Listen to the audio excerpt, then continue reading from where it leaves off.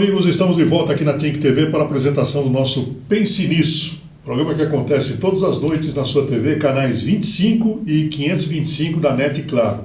São mais de 800 mil pessoas que têm condições de assistir o nosso programa, são assinantes da NET e da Claro. Muito obrigado pela sua sintonia de sempre, e nós estamos entrando no mês de setembro, estamos muito felizes porque estamos comemorando um ano de programa, um ano de Think TV, e aqui já passaram tantas personalidades, tantos assuntos interessantes que com certeza você gostou de acompanhar. E hoje nós temos um convidado, e esse convidado é de número 182. Então são 182 duas personalidades que contaram um pouco, né, do seu trabalho, da sua luta no nosso Pense Nisso. Muito obrigado e vamos continuar prestando serviço através do nosso programa, através da Think TV, a sua TV regional. O nosso convidado de hoje é o Dr. Rui Trust. Dr. Rui Trust. Ele é ginecologista e nós agradecemos a participação dele no nosso programa. Com certeza você vai gostar, a senhora também. Ele está aqui conosco, a quem nós agradecemos por ter aceito o nosso convite. Muito obrigado, doutor. Boa noite. Boa noite a todos que estão nos assistindo, a Think TV. E sucesso no programa, Dirceu. Eu fico muito honrado por esse convite de estar aqui hoje. Bom, o senhor é ginecologista, tem um consultório em Jacareí, é isso? Isso, eu sou ginecologista já há quase 40 anos, ginecologista e obstetra, e atuo na região, em Jacareí, São José dos Campos, atuo aqui também em São José dos Campos, mas o meu consultório atualmente é em Jacareí. Já tive consultório aqui em São José dos Campos, mas fica difícil a mobilização, então a minha base, lá que eu tenho todos os meus equipamentos, ultrassom, colposcópio, todos os equipamentos para poder dar um atendimento adequado e completo para os pacientes. O senhor é natural de onde, doutor? Eu nasci em São Paulo, mas a minha família, minha mãe deu à luz em São Paulo por um mero acaso, porque ela tinha parentes lá. Na verdade, a minha família é tradicional, antiga em Jacareí. O meu avô veio da Bélgica e já veio direto para Jacareí. Meu avô Francisco Truites. E meu pai e os irmãos dele se estabeleceram em Jacareí. Meu pai foi industrial. Em Jacareí tinha indústria de torrefação de café. Aqueles mais, não tão antigos, mas um pouco mais, se lembram que a torrefação, quando torrava o café, o cheiro, o aroma do café invadia o centro da cidade. Então era tradicional. Muita gente até hoje lembra disso e fico até emocionado em lembrar disso, porque muita gente fala, nossa, era uma delícia, aquele aroma de café. É verdade, esse aroma aí é marcante. Eu me lembro aqui da Dutra, né? Quando você vai chegando em São Paulo, tinha ali uma torrefadora de café. E aquele cheiro do café. Tinha mesmo. Maravilhoso. Parece que não tem mais, né? Eu acho que era o Café Moca. Café Moca. Café Moca. Meu pai era amigo desses donos de outras torrefações. Né? Então muita gente de Jacareí que está nos assistindo lembra desse arominha de café, né? Daquela época áurea, né? E por que o senhor fez a opção pela medicina? Então, logo na infância eu sempre gostei de ciências biológicas. E estudei o ensino fundamental em escola pública, em Jacareí mesmo. Depois estudei aqui em São José dos Campos, no Olavo Bilac, Ares de Moura. E posteriormente fiz o vestibular para medicina e cursei a faculdade em Taubaté. Então sempre gostei de ciências biológicas, sempre foi a área que eu gostava. Durante o antigo colegial, né, que agora é o Fundamental 2, né, a gente dissecava ali pequenos animais, né, sapo, e tínhamos uma professora aqui de São José dos Campos muito estimuladora, estimulava a gente. Então, assim, foram os exemplos, né? Naquela época, eu via que os médicos iam atender em casa, ou às vezes no consultório, mas muitas vezes em casa, e era uma figura que chamava atenção, né? Chegava com a sua malinha e ali em casa atendia o paciente, conversava com a família, A família dos pacientes sempre tinha um respeito, uma consideração e uma amizade mesmo com os médicos antigos, né? Que ainda hoje ainda persiste, mas hoje as coisas modificaram um pouco, modernizaram, né? Nas pequenas cidades ainda existe, né, doutor? Ainda temos, né? Ainda temos. E mesmo em cidades maiores ainda tem, muitas vezes o geriatra que faz esse tipo de consulta domiciliar, né? Muitas vezes o geriatra. Hoje, com a pandemia, com a Covid-19, a gente acabou muitas vezes optando pela telemedicina, pela teleconsulta, né? E mesmo o geriatra, para não pôr o risco à saúde dos pacientes, atende por telemedicina ou teleconsulta, né? Eu estava lendo que o senhor já participou de mais de 10 mil partos. Já mais de 10 mil crianças já nasceram pelas minhas mãos. O senhor lembra do primeiro parto? Olha, não me recordo, porque, na verdade, o Dirceu, assim, eu comecei a fazer os partos no terceiro ano da faculdade. Desde o segundo ano da faculdade, eu já frequentava o hospital. Frequentava desde o segundo ano da faculdade. Ajudava as cirurgias, mais diversas especialidades. E havia naquela época a maternidade, e o médico que estava lá, a gente acompanhava, então acabou fazendo o parto, isso já no terceiro ano. No quarto ano da faculdade, existe uma maternidade em São Paulo, que é a Leonor Mendes de Barros. Existiam várias maternidades que ofereciam cursos para estudantes, estágios práticos, e várias maternidades, entre elas a Leonor Mendes de Barros, que ainda existe, que é a Casa Maternal. Então, ali eu fiz um concurso, passei, então a cada 15 dias ia para São Paulo fazer partos, isso no quarto ano. Depois, no quinto ano, havia uma triagem, diminuiu as vagas, mas aí continuei. No sexto ano da faculdade, continuei.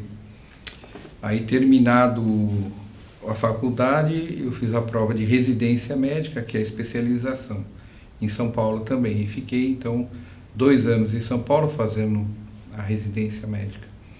Eu não me recordo do primeiro parto, mas seguramente são mais de 10 mil partos. Infelizmente não anotei todos, podia ter anotado, mas houve época que eu fazia assim 60 partos por mês nos plantões, né? Você chegava a fazer 60 partos em um mês. Nos plantões fazia aí às vezes 5, 6 partos em um plantão.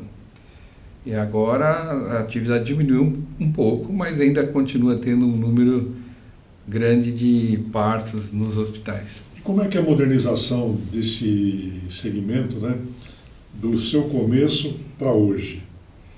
Foi uma evolução muito grande, doutor? Foi uma evolução muito grande em toda a medicina, né? Toda a medicina teve uma evolução muito grande, mas a ginecologia e obstetrícia também. Nós tivemos nesse período a humanização do parto, o estímulo da amamentação, e vários recursos. Na época que eu fazia a residência, os estágios, nós ouvíamos o coração do bebê com um aparelhinho que encostava na barriga do paciente, chamado aparelhinho de Pinar. É um aparelhinho de Pinar. Nós escutávamos assim o bebê. E nós controlávamos a contração colocando a mão sobre o abdômen para ver de quanto em quanto tempo tinha as contrações uterinas. De lá para cá, apareceu o sonar, que já tem o som do batimento do coração do bebê. Depois eu tive a oportunidade de ver um dos primeiros cardiotocógrafo, que é um aparelho que faz um eletrocardiograma. Um dos primeiros era de uma marca Sony Cage, era grande, um dos primeiros no Brasil, no hospital. Quando chegou aquilo era tudo uma surpresa para a gente. Depois o ultrassom também acompanhei, né? A evolução do ultrassom, a ultrassonografia começou na obstetrícia e foi uma evolução impressionante, muito impressionante. Depois, com o advento, né, da teleradiologia, de tudo isso, foi um avanço espantoso, muito, muito, muito grande. A gestação antigamente era mais de risco do que agora? Eu acredito que naquela época a gente não tinha os controles que a gente tem agora, o Dirceu. Agora a gente tem protocolos, né? Tem guidelines, então você tem protocolos para seguir. Então, não é aquela coisa empírica, você tem que seguir os protocolos de acordo com os sinais, com os sintomas, você tem que seguir aquele. Se você não fizer aquilo, você tá fazendo algo que está sendo contraditório, que não está sendo correto. Você tem que seguir os protocolos. Então, houve uma evolução muito grande, né? Analgesia para o parto também, antigamente fazia peridural, depois a RAC para o parto normal. Tudo isso teve uma evolução muito grande, foi muito bom, muito promissor. Eu acho que antigamente não se dava conta das intercorrências, né? Não se tinha os números da mortalidade materna, hoje você tem.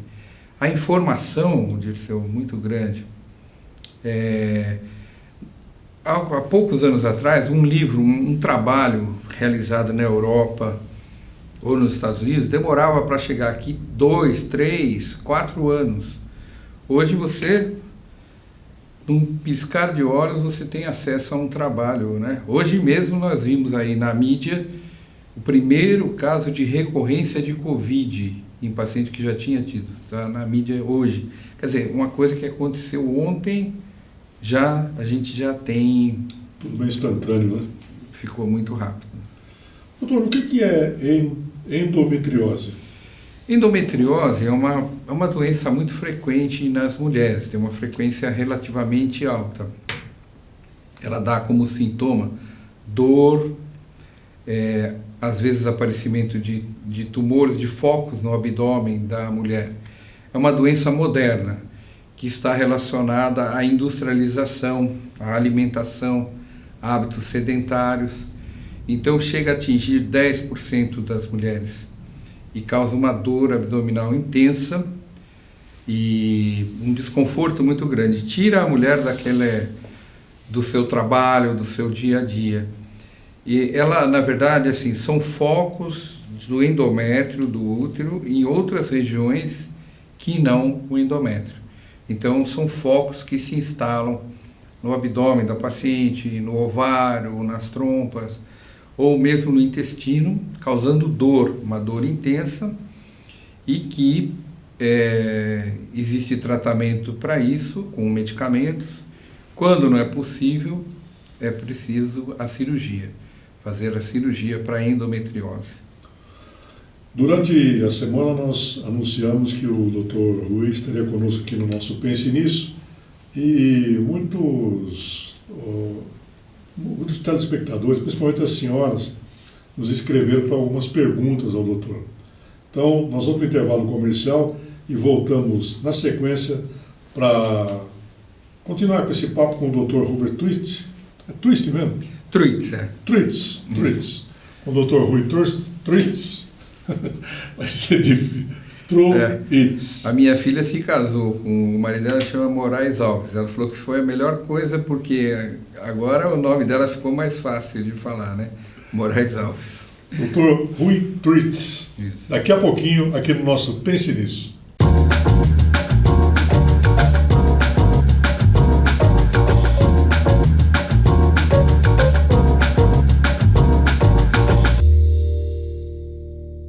Muito bem, voltamos aqui ao Pense Nisso na TINC TV, hoje falando sobre ginecologia com um dos maiores especialistas aqui da nossa cidade, da nossa região, Dr. Rui Truitz.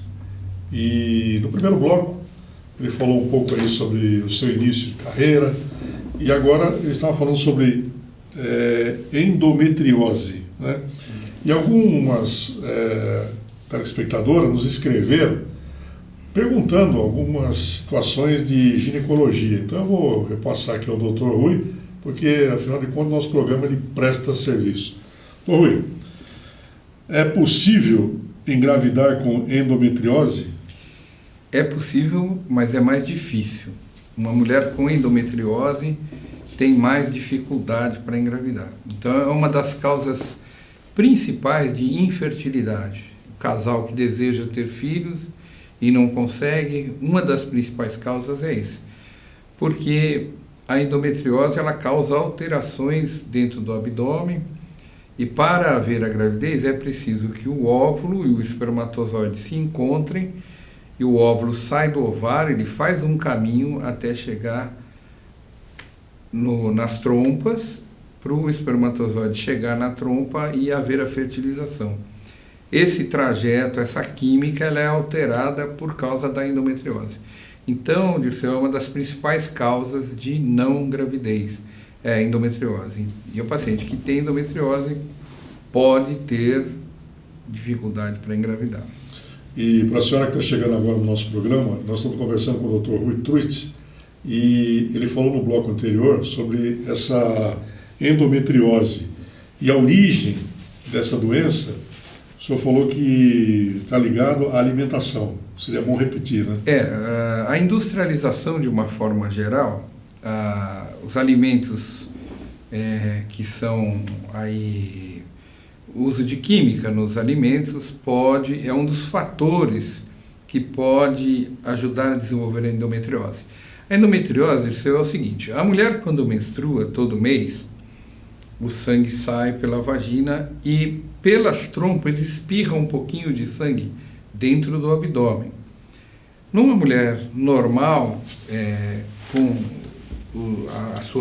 toda a sua estrutura normal, esse sangue ele é reabsorvido, esse sangue que espirra dentro da barriga ele é reabsorvido. Numa condição especial, que ela tem uma deficiência de umas enzimas, esse sangue cai dentro da cavidade abdominal, na trompa, no ovário, e ali ele fica e forma pequenos focos que vão produzir hormônio e que todo mês aquele foco vai crescer, vai aumentar e ali causando dor.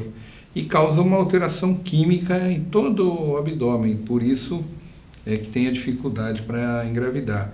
E na verdade assim, o sedentarismo, a alimentação, o uso de químicas nos alimentos, né? Tudo isso predispõe, facilita a endometriose. Tá vendo? Você que está nos acompanhando aí, para a senhora, para você jovem, essa explicação do Dr. Rui é muito importante. Você tem uma dor aqui no abdômen, tá aí, ó. Geralmente tira do dia a dia, né? Ela não consegue trabalhar, ela não consegue ter naqueles dias que a dor está acontecendo, não consegue estudar, atrapalha o dia a dia da paciente, então a necessidade de tratamento com medicamento ou cirurgia. E qual é o melhor tratamento para a endometriose? Atualmente existe uma progesterona, um medicamento, uma progesterona, que o nome científico é o Dienogest. Então esse é um tratamento, é um medicamento que vai diminuir os sintomas, sinais, sintomas, dor abdominal, vai diminuir ou às vezes até mesmo sumir. Mas mesmo assim, mesmo que ela esteja tomando o medicamento, ela tem que fazer um acompanhamento com o médico através da ultrassonografia ou da ressonância magnética, da tomografia, porque mesmo com os sintomas diminuindo, a patologia, a endometriose pode estar evoluindo. Então é preciso, mesmo com o tratamento, ter um acompanhamento. Mas tem cura? Não tem cura, infelizmente não. A endometriose pode estacionar, ou com a cirurgia você pode retirar, com a videolaparoscopia, né, 3 furinhos, você pode tirar aqueles focos de endometriose, aqueles focos que tem. Cura específica mesmo não tem, infelizmente. O medicamento ele vai amenizar a patologia, amenizar os sintomas. Você pode estacionar a doença, estacionar a patologia, para ela não evoluir, né? Não piorar, não avançar. Tem vários graus de endometriose, grau 1, 2, 3. Então, assim, conforme o grau vai evoluindo, é maior o comprometimento dos órgãos. Tem uma pergunta aqui que pediram para fazer ao senhor. Eu tenho muita cólica, dor de cabeça e dor nos seios durante a TPM. Isso é normal, doutor? Normal não é, né? Então, tem cólica, dor na mama, dor no seio, cefaleia, isso não é normal. A gente pode chamar isso aí da TPM, né? É um transtorno pré-menstrual, né? Uma síndrome de transtorno pré-menstrual. Às vezes, eu digo seu, quando quem está nos assistindo, telespectadoras, quando esse sintoma é muito intenso, de dor de cabeça, às vezes a gente chama de síndrome disfórica, que já não é uma doença, não é uma simples TPM, não é um simples transtorno pré-menstrual, mas já é uma síndrome um pouco mais avançada. Às vezes a gente tem que usar antidepressivos ou medicamentos para que ela passe melhor este período. Ou outros tipos de medicamentos, como às vezes medicamento hormonal, para que ela passe melhor esse período pré-menstrual. Então a síndrome da tensão pré-menstrual é isso: dor de cabeça, cólica, mal-estar. Quando ela é muito intensa, pode ser uma síndrome disfórica, que já pega até um comprometimento, às vezes, psicológico, né, emocional, tudo isso. Outra pergunta aí, doutor, que o pessoal pede para perguntar o seguinte: a partir de qual idade que a pessoa passa a ter uma menopausa? A menopausa, na mulher brasileira, ela acontece em torno dos 49, 50 anos de idade. Na mulher brasileira, nos outros países também, mas aqui a gente tem uma miscigenação muito grande, né? Então a mulher no Brasil é em torno dos 48, 49, 50 anos de idade. Algumas com mais idade, vão tendo o seu ciclo menstrual com 52, 53, 54 anos de idade. Mas essa é a faixa de idade que acontece a menopausa no Brasil. Aí você faz uma dosagem de hormônio através do sangue, um exame de sangue, e dá para predizer se ela está entrando em menopausa ou não, se está próximo ou não, ou se já entrou na menopausa. O que é a menopausa? A menopausa é o nome que a gente dá para a última menstruação da mulher.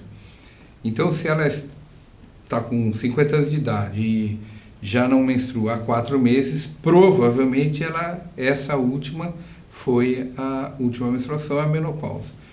Às vezes pode acontecer de ficar 3, 4 meses sem vir e depois ela menstrua. Então, ainda não está na menopausa, por isso a gente faz a dosagem de hormônio no sangue da paciente para verificar esse período. Todo esse período, Dirceu, a gente chama de climatério. Então pode passar muito bem, algumas mulheres, quanto melhor ela é resolvida na vida profissional, familiar, ela passa melhor. Mas às vezes a parte hormonal é importante, precisa de tratamento. E qual é o tempo para esse tratamento, doutor? Olha, o tratamento, essa pergunta é excelente. O tratamento, assim, nos congressos, como eu falei, nos guidelines, fala assim: ela faz o tratamento tanto quanto for melhor para ela. Enquanto ela estiver tomando medicamento e aquilo estiver trazendo benefício para ela vai continuar fazendo. Então, às vezes, supondo que uma mulher entrou na menopausa aos 50 anos de idade, você começa a fazer um tratamento e um acompanhamento, ela pode ir aos 55, 56, fazendo o tratamento. É evidente que algumas mulheres preferem não tomar hormônio, um tratamento mais natural, ou às vezes suportar aquele sintoma que é a onda de calor e o mal-estar. Às vezes a mulher prefere suportar fazendo exercícios e quando não é alguma coisa que incomoda demais. Mas o tratamento não tem uma data, não existe um limite. Enquanto ela estiver tendo benefícios e ela não tiver contraindicações, por exemplo, trombose, varizes, outras doenças, diabetes, cardiopatia, pressão alta, aí você contraindica o tratamento hormonal. O senhor falou que tem que ter família também aí, né? Importante. Principalmente, né? A família bem estruturada faz com que a mulher tenha uma qualidade de vida melhor e faz com que ela enfrente o período do climatério, da menopausa, melhor.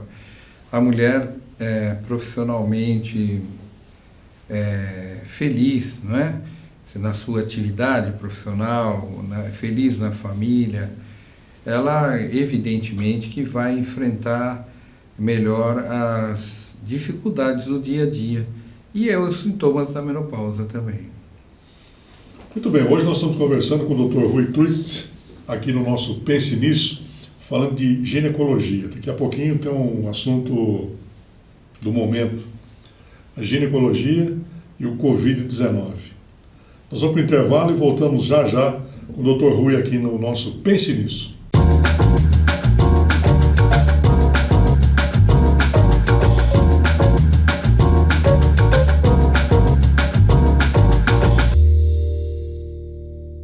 Muito bem, voltamos aqui ao Pense Nisso na Think TV e, como sempre, né, um assunto interessante e personalidades top aqui no nosso programa. Hoje recebendo essa figura simpática do Dr. Rui Twitz, que está falando sobre ginecologia no nosso programa. Doutor, antes de eu fazer mais algumas perguntas aqui para o senhor, como é que como é que está se comportando a ginecologia com o Covid-19? Então, a Covid-19, né, o SARS-CoV-2, que é esse vírus terrível aí, é uma doença ainda com aspectos muito surpreendentes do ponto de vista ruim, né? A gente sabe que causa uma alteração vascular, uma flebite, uma alteração vascular nos pulmões, né? E na ginecologia não é diferente. As pacientes ginecológicas têm que fazer isolamento físico, o uso de máscara, né? O distanciamento físico. Eu não gosto de falar de distanciamento social, distanciamento físico, né? Faz o distanciamento físico e, infelizmente, assim, homens e mulheres, na não grávida, é igual a incidência, né? Quer dizer, ela está tão sujeita ao Covid quanto tanto faz o sexo masculino ou feminino.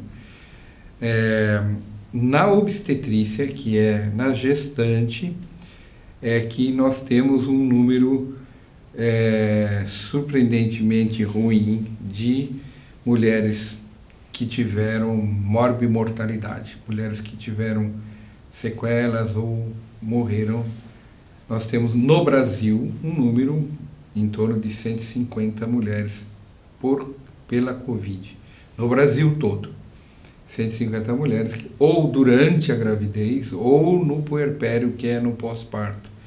Então é um número que nós, da Sociedade de Obstetrícia e Ginecologia, já trabalhávamos, o Dirceu, antes, trabalhávamos com para diminuir a mortalidade materna no Brasil, no estado de São Paulo, sobretudo, a Sociedade de Ginecologia ministrando cursos preparatórios para os médicos, entendeu? Para os próprios médicos, preparando, fazendo, e agora com o Covid mais ainda, né? Então a gente sabe que a Covid, quando atinge a gestante, dá sintomas muito inespecíficos.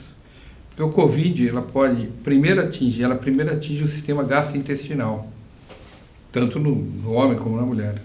Pode dar, às vezes, vômito, às vezes pode dar diarreia, dor abdominal, a perda do olfato, a perda do paladar, e depois é que vem aqueles sintomas respiratórios, né, que atingem o pulmão.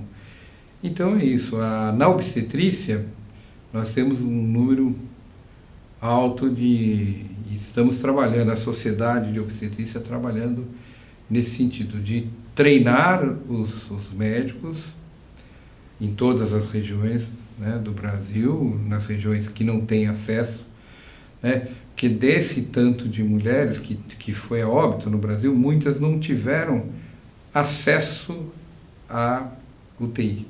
Algumas, um grande número não teve acesso à UTI, não teve acesso ao respirador, pelas condições locais. No Brasil todo a gente tem regiões carentes, né? E esse número é alto aqui na região também? Aqui na nossa região, não. No estado de São Paulo, o número é menor, mas temos aqui em São José dos Campos e Jacareí, o número é baixo, porque no serviço público aqui, nós temos em Jacareí o Hospital São Francisco, em São José dos Campos, o Hospital Municipal. Tem um número de infectadas, eu não sei precisar exatamente qual, mas tem um número de mulheres que pegaram Covid, mas assim, caso de morbimortalidade, não, porque graças a Deus a gente está podendo dar acesso a essas pacientes, tanto nos convênios, como nos particulares, como no SUS aqui na região. A gente sabe, por exemplo, Ribeirão Preto, Presidente Prudente, foram regiões muito afetadas e que Ribeirão Preto teve um número de casos muito grande em gestantes, né? Mas, de uma forma geral, no estado de São Paulo todo, atingiu mulheres tendo Covid na gravidez. Doutor Rui, o senhor é palestrante também, né? Eu vi um trabalho seu aí de telemedicina. Exatamente, participei agora, recentemente, do Congresso Paulista, agora, essa semana, que está sendo ainda, pela primeira vez, o Congresso virtual, né? Esse Congresso Paulista de Obstetrícia, ele reunia 6.500 especialistas todos os anos, em São Paulo, lá num espaço grande lá em São Paulo, 6.500 todos os anos. Esse ano é o primeiro Congresso SOGESP virtual, da Sociedade de Obstetrícia e Ginecologia do Estado de São Paulo, primeiro Congresso virtual. Tem 4.700 inscritos virtualmente. Só que a disposição do Congresso foi diferente. Você acessa, algumas são ao vivo, são lives, né? E alguns gravados, algumas aulas gravadas, e o congressista pode acessar a qualquer momento, ou na live ao vivo, né? E eu falei sobre telemedicina, porque com o advento da Covid, Dirceu, com o advento da Covid, o Conselho Federal de Medicina normatizou, teve que avançar e normatizar a telemedicina. Então, uma lei agora de março, uma portaria do Ministério da Saúde, e depois a lei, em março de 2020, o presidente da República sancionou e foi publicada, regulamentando a telemedicina, regulamentando a teleconsulta, normatizando, regulamentando como deve ser. Você deve manter o sigilo profissional, tem que ter a segurança nos dados, né, daquela consulta, tem que ter um consentimento antecipado do paciente, tanto para qualquer especialidade, psiquiatria, dermatologia, oftalmologia, a teleoftalmologia agora avançou bastante. Então tem que ter o consentimento antecipado do paciente e nos vários níveis, tanto no particular, na consulta particular, consulta de convênios. No caso dos convênios, tem que haver um contato do médico com o convênio. Para algumas seguradoras, tem um serviço próprio de telemedicina, criar um serviço próprio para atender a demanda. E no SUS, o TeleSUS, tem também atendimentos de teleconsulta, né? Doutor Rui, não julgando, mas nós ficamos impactados aí a semana passada em relação àquele estupro de uma menina de 10 anos, engravidou, né? Como é que fica a situação do ginecologista numa hora dessa? É um assunto bastante polêmico, né? A lei regulamenta o que foi efetivado, né? O que foi feito. A lei brasileira regulamenta o procedimento que foi feito. O médico pode não fazer o procedimento por uma questão de consciência, ele pode não. Isso é o que diz a lei. A lei brasileira fala isso, que existem 3 casos, a lei brasileira, em caso de estupro, em caso de risco de morte materna, em que a mãe tem um risco de vida, de morrer, e existe uma decisão do Supremo Tribunal Federal que é na anencefalia, quando o feto não tem o cérebro. Então, essas 3 situações, A lei brasileira permite esse procedimento. O médico pode não realizar o procedimento alegando problema de consciência, e aí existem os centros especializados para isso. Lamentavelmente, esse caso teve uma divulgação muito grande, a revelação do nome da menina, envolveu os familiares, tudo isso não deveria ter acontecido, até por conta do sigilo profissional. Tanto o advogado como o médico tem que ter o sigilo profissional. Então foi um caso lamentável, isolado, mas infelizmente o número de meninas com menos de 15 anos que dão à luz é um número muito grande. Então é preciso trabalhar isso no Brasil. No Brasil, o número de meninas com menos de 15 anos, não sei precisar agora qual é o número exato, mas é um número muito grande. E nós temos que trabalhar isso, trabalhar para dar condições para as famílias e cuidarem das suas crianças, né? Com certeza você está gostando do papo de hoje com o Dr. Rui, aqui no nosso Pense Nisso, falando de ginecologia, e é um assunto que com certeza a senhora tem gostado de ouvir, né? Conhecer um pouquinho mais esse cidadão aqui, o Dr. Rui Twitz. Doutor, o senhor disse que tem uma filha, né? Tem mais? Eu tenho um casal de filhos. Casal de filhos. É a pergunta de um leigo. Os partos foram feitos pelo senhor? Não, eu não quis fazer os partos porque... eu falei, no momento do parto eu só quis ser pai mesmo, né? Então, o meu filho, ele está com 36 anos, ele é nefrologista, médico de rins.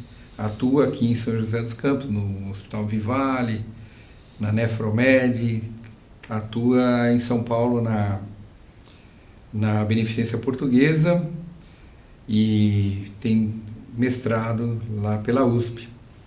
Está fazendo agora o doutorado, e é médico de rins. E ele atende em Jacareí, uma vez por semana, faz consultório particular lá comigo na mesma clínica.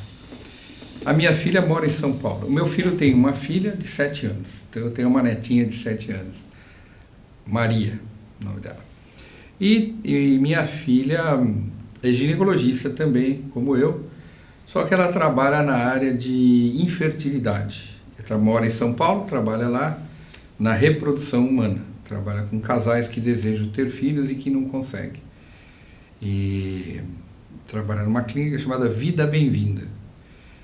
E atua também fazendo laser, né, que eu também faço, laser vaginal, ela faz também laser em mulheres, né. Então são os dois aí, mas eu não fiz o parto não, eu só fui pai mesmo, só como marido mesmo. Já os meus netos eu ajudei, a minha neta Maria, os 3 netos eu estava ao lado, a Maria foi cesariana, eu ajudei, o Luiz Felipe, que é filho da minha filha, está com 3 anos, eu estava junto, acompanhei, nasceu de parto normal, e a menorzinha, que é Olivia, foi cesariana e eu ajudei também a fazer. Qual a importância da família na sua vida? É fundamental, né? A família é fundamental,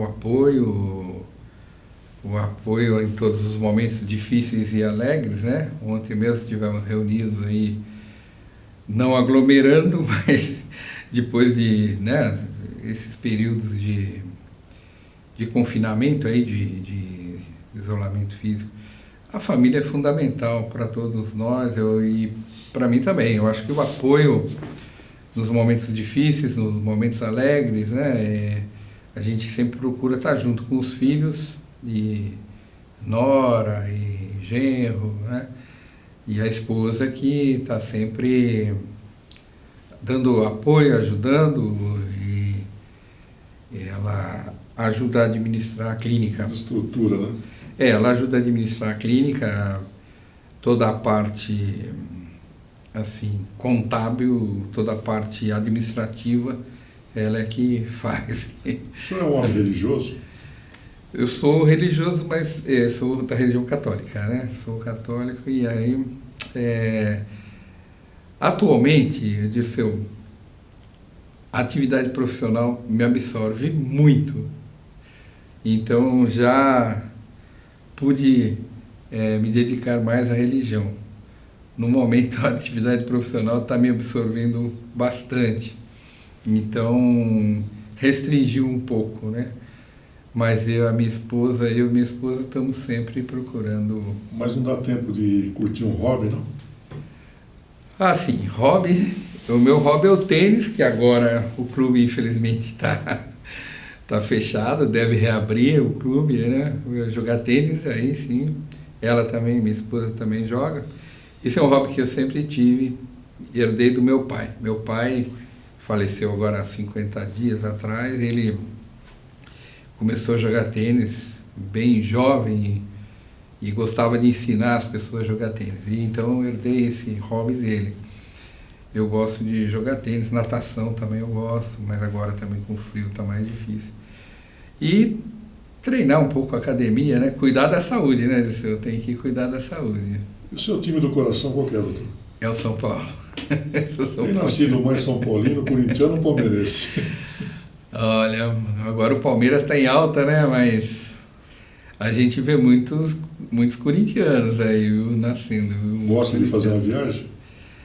Gosto de viajar. A gente viaja aí com casais de amigos, né? Agora, nós estamos assim para os Estados Unidos algumas vezes, para a Europa algumas vezes, aqui no Brasil também, Tiradentes, essas regiões, o litoral.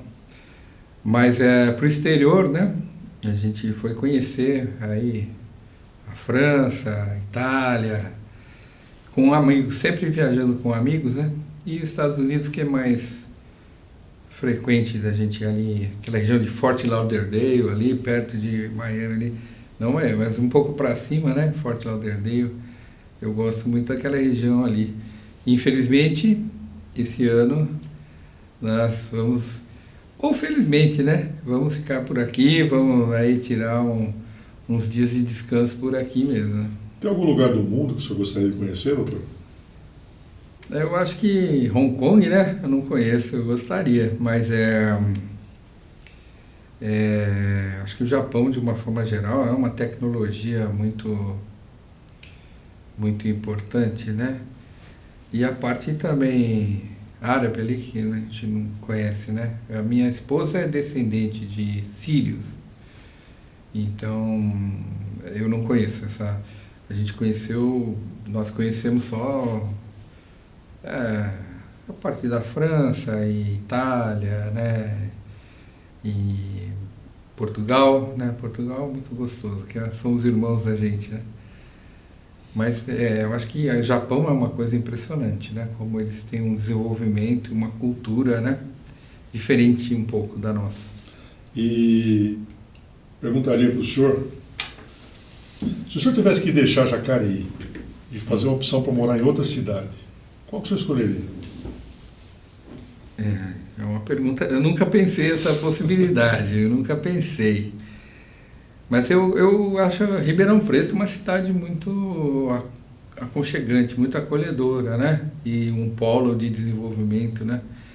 Mas eu nunca pensei nessa coisa. São José dos Campos é uma cidade também prazerosa, né? Eu acho que eu moro ali, mas aqui praticamente nós somos vizinhos, né? Então São José dos Campos é uma cidade que dá muito orgulho, né?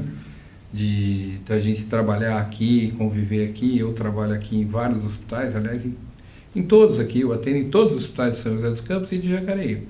Então, eu interno pacientes minhas em todos os hospitais. Aqui em São José dos Campos, no Vivale, na Santa Casa de São José dos Campos, no Antoninho do Rocha Marme, Jacareí, no São Francisco e outros hospitais, gestantes, para cirurgias eletivas. E eu acho que a gente vê que as pessoas que vêm para São José têm muito orgulho, que vêm de fora, né? Vêm de outras regiões, gostam daqui e sentem orgulho de São José. Então, eu acho que São José, nós estamos bem situados aqui. O senhor tem algum ídolo? Eu tenho alguns ídolos que, assim, colegas meus de faculdade, né, que são pessoas idôneas, pessoas que a gente procura imitar, né? Alguns amigos que eu tenho um amigo que é um Cristião, um amigo que me dá muito orgulho, eu acho que sinto muito orgulho dele, tento me espelhar tentar ser... Meu filho é uma pessoa muito correta também, muito correto no sentido assim, de que tudo tem que estar corretamente feito e eticamente bem feito. Então, eu tenho uma grande admiração por ele também. Pessoas marcantes na sua vida? Eu tive vários professores na universidade, né, que marcaram. Tinha um professor que chamava-se Domingos Delácio. Ele já faleceu, mas ele se dizia um rato de hospital, que ele viajava pouco para o exterior, mas era uma pessoa de um conhecimento impressionante na ginecologia e obstetrícia. Então, assim, existem pessoas muito capacitadas. Então, esse Domingos Delácio era um professor extraordinário que a gente admirava muito. Infelizmente faleceu. Não viajava muito para o exterior, mas era conhecido no Brasil e no exterior. Duas últimas perguntas, doutor. O senhor poderia trocar uma semana do seu futuro por 10 minutos do seu passado. Nesses 10 minutos, o senhor estaria onde, fazendo o quê?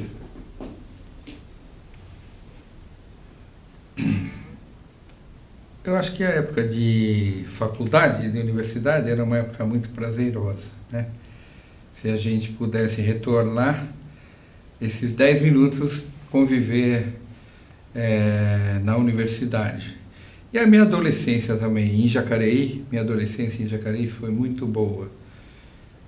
Tive e tenho grandes amigos em Jacareí, e então a adolescência foi muito boa, a infância e a adolescência foram muito boas, muito gratificantes com os meus pais. Então, 10 minutos do passado, no futuro, seria bom isso. Para fechar, uma grande saudade. Atualmente do meu pai, né? 50 dias que ele se foi, então a grande saudade é essa. E também, em geral, da família, né? Dos avós que se foram, que sempre foram exemplos, né? Então, mas a gente segue sabendo que estamos protegidos por eles, né? Doutor Rui, muito obrigado pela participação aqui no nosso Pense Nisso. Foi muito importante essa entrevista, vai ajudar muita gente que nos acompanhou. E, mais uma vez, fizemos um golaço de placa aí, trazendo o Dr. Rui Turci, o nosso programa de hoje. Muito obrigado, doutor. Eu que agradeço ao Think, Pense Nisso, né, ao canal, vamos estar sempre prestigiando, 525 da NET. Exato. E agradeço ao Dirceu, a toda a sua equipe que me recebeu aqui, com muito prazer de estar aqui. Espero ter esclarecido para os telespectadores. Legal. Falamos sobre ginecologia com um especialista no assunto, Dr. Rui Turci, a quem mais uma vez nós agradecemos a participação aqui hoje no nosso Pense Nisso. Muito obrigado pela sua audiência, pela sua sintonia. E amanhã nós voltamos com mais um bate-papo interessante, um assunto que com certeza você vai gostar e um outro convidado muito especial. Muito obrigado e até lá.